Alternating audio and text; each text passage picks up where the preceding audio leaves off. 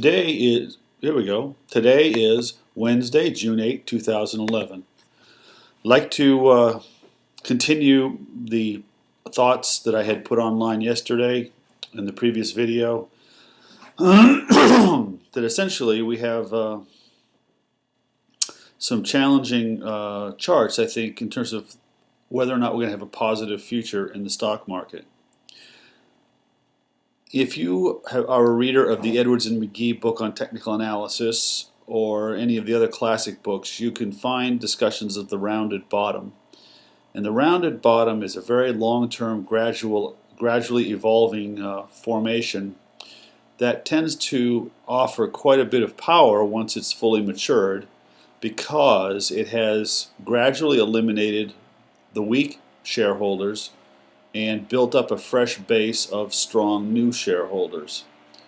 And therefore that strong base does not shake out of the stock easily, and we can have an expectation that that new buyers of the stock will have to take it from strong hands rather than weak hands. That would result in prices rising. You see this chart in front of us, and you can see that it's starting to shape up a little bit like a rounded bottom. You can see that in the past little bit of time here, over at the far right, we've had a short-term uptrend.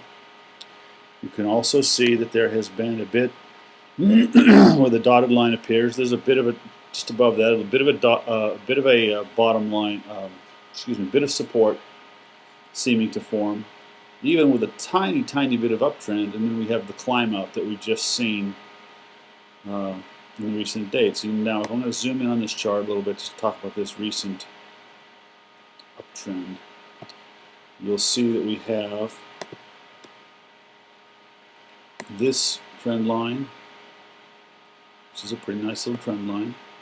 If we were to move it up here, we have approximately this trend line. And then what we have is we have this breakout here above the overhead resistance of this channel. So my sense of it is that this is a chart which is going to see higher prices. That's good news and bad news. Actually, there's two bits of bad news. The good news is if you are a trader in SPXU, you're probably going to see your values rise.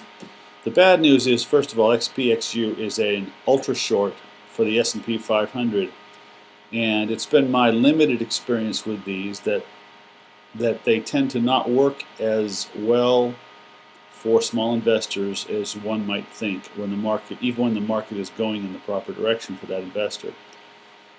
Now, the other bit of bad news is that this means that we are seeing just the opposite move in the SPX, in the S&P 500. So let's take a look at the S&P 500 right here. Now you can see here's your opposite move right there. You can see that you had a downward channel forming in this time frame starting here, which was May.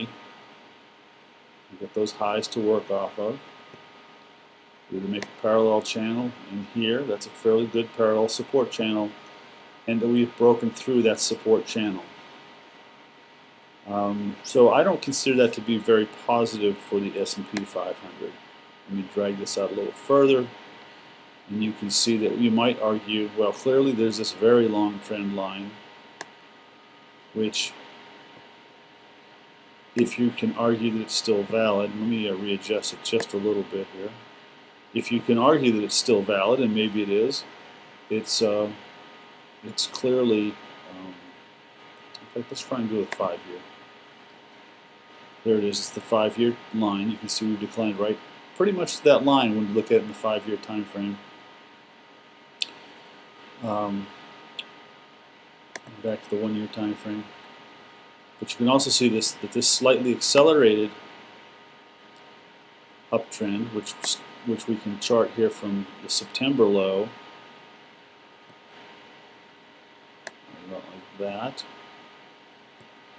has also been broken. Now, depending exactly where you want to place that line, you can see we have a little bit of a breakthrough and snapback and then decline However, you know, these charts these days they're not going to hit everything exactly. But that's essentially what you're looking at in the S&P 500. So what I want to ask then is whether or not any individual stocks are looking any better than the S&P 500. Now again, remember the S&P 500 could find support down here in this, depending on the time frame, this 1250, 1300 area. But I think we do see a pretty good likelihood we're going to test that. But if we go to Bank of America and finance, weak and dropping below these lows back here.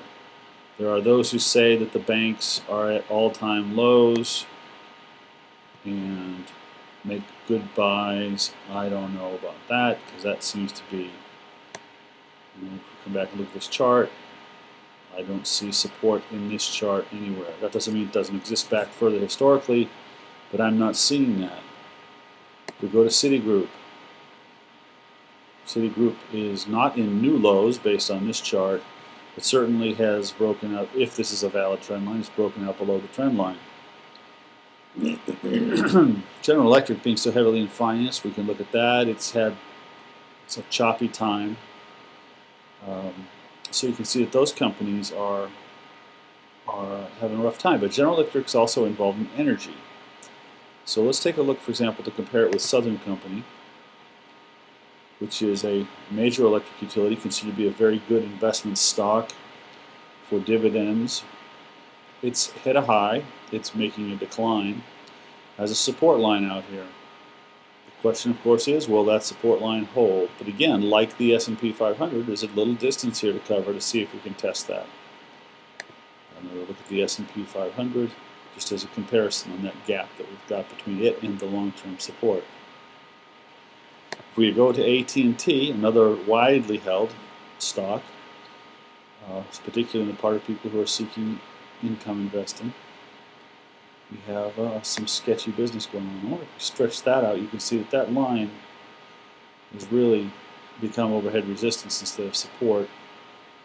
But this up choppy pattern, and then breaking down does not look really like a great pattern to me. And then finally, let's go to Exxon, which I believe is the most widely held stock.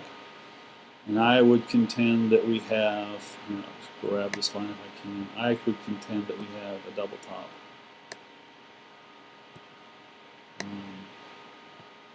People throw about the term head and shoulders pretty loosely.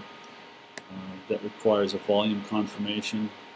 I think the broader term double top does not necessarily require a volume confirmation, but you can see that it's nearly a perfect double top.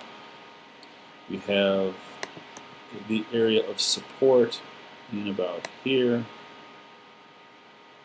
and we're floating down there. Now obviously the test is going to be, will this level of support hold?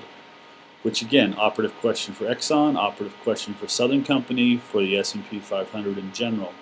We can see with the financials that they have pretty much broken through that level of support and are on their way down. I'm going to fly through some things again real quickly. Dow Jones 30 Industrials, looking at this little gap here. Let's get rid of this next to useless line there for the moment. See the little gap? Same with everybody else. Dow Jones 15 utility average, much bigger gap, reflective, of course, because Southern Company is a utility. These are utility stocks. There's our gap we're looking at. I would say we're going to try and make that move. Here's a downward move in the transports. Russell 2000 moving down. Will it find support? Russell 3000 moving down. Not, there's our first test of lows right here, but this is a pretty good short-term little decline. And we'll go to the U.S. dollar DXYO indicator, U.S. dollar index. Excuse me. And this is a chart. I really kind of love this chart, even though I'm not very happy about what's happening with the dollar. I love this chart though because you have that declining line, which was broken to the upside. Then you have this formation through here, where it ceased its advance, made another try at the top and failed,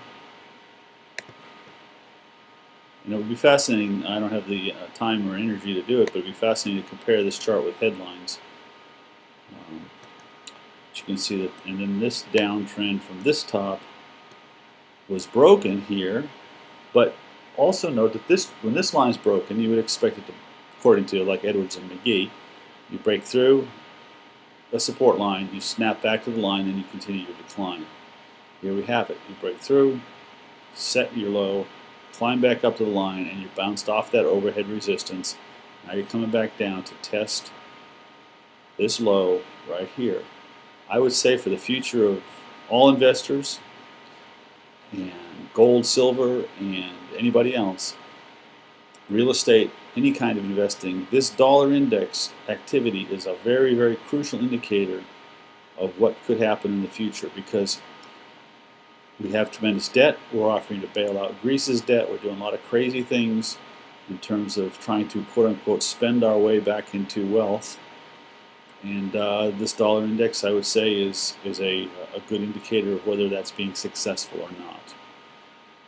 So that's my my little speech for the moment. I'd like to come back a little later on and talk about some metals, but for right now, I think that's plenty to think about. Thank you for listening. I hope this is useful to you in thinking about your investing strategies.